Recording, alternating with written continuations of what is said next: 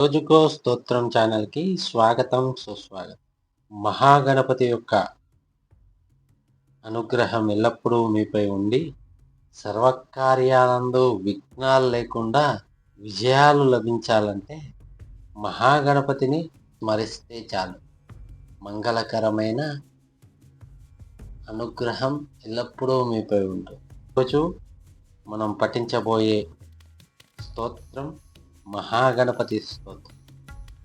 నారద మహర్షి ఈ స్తోత్రాన్ని రచించాడు. ఈ స్తోత్రాన్ని విన్నవారికి సర్వకార్యాలందు విఘ్నాలు తొలగిపోతాయి మరియు ఐశ్వర్య ప్రాప్తి కలుగుతుంది. ప్రతిరోజు మహాగణపతి యొక్క ఈ స్తోత్రాన్ని విన్నా పఠించిన సర్వ విద్యలందు ప్రావీణ్యత ప్రాప్తిస్తుంది. విఘ్నేశ్వరుడి యొక్క దివ్య అనుగ్రహంతో మహా ఐశ్వర్యము మరియు విద్య ప్రాప్తిస్తుంది. కనుక ఈ స్తోత్రాన్ని ప్రతిరోజు వినండి, పఠించండి. శ్రీ మహాగణపతి యొక్క దివ్య ఆశీస్సులు పొందండి. ఈ వీడియో నచ్చితే లైక్ చేయండి, షేర్ చేయండి.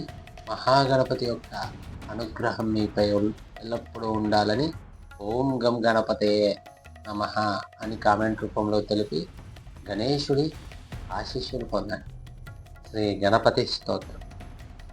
నారద ఉవాచ భో గణేశ సురశ్రేష్ఠ లంబోదర పరాత్పర హేరంబ మంగళారంభ గజవక్త త్రిలోచన ముక్తిద శుభద శ్రీధర స్మరణే రత పరమానంద పరమా పార్వతీ నందన స్వయం సర్వత్ర పూజ్య సర్వేశ జగత్పూజ్య మహామతే జగద్గురో జగన్నాథ జగదీశా నమోస్తుతే యత్పూజా సర్వపూరతో యస్తుతా సర్వయోగిభిః యః పూజిత సురేంద్రైశ్చ మునీంద్రైస్తం నమామ్యహం పరమారాధనేనైవ కృష్ణస్య పరమాత్మనా పుణ్యకేన వ్రతేనైవ యం ప్రాప పార్వతీ సతి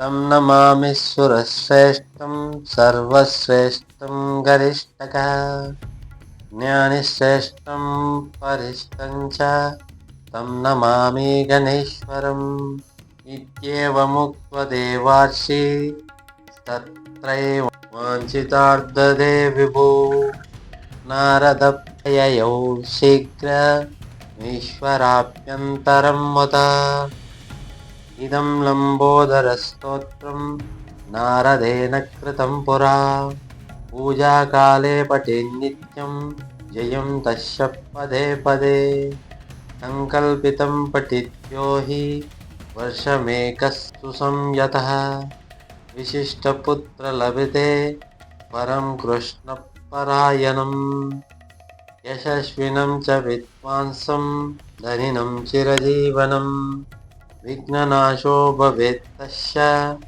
మహైశ్వర్యం యదోమలం ఇహైవ చ సుఖం భక్త్యా అంతే యాత్రిహరే సదం.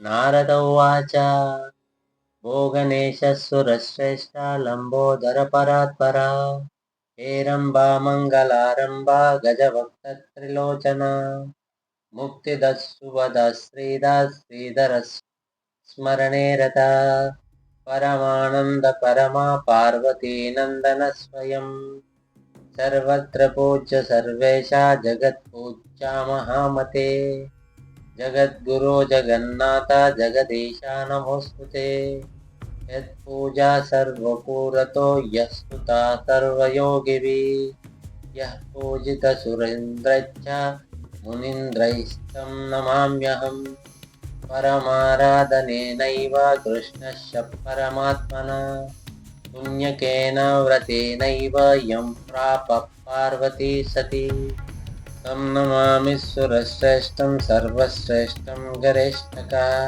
జ్ఞానిశ్రేష్టం వరిష్టం చ తం నమామి గణేశ్వరం ఇత్యేవాముక్త దేవార్షి తత్రైవాంఛితార్థదే విభూ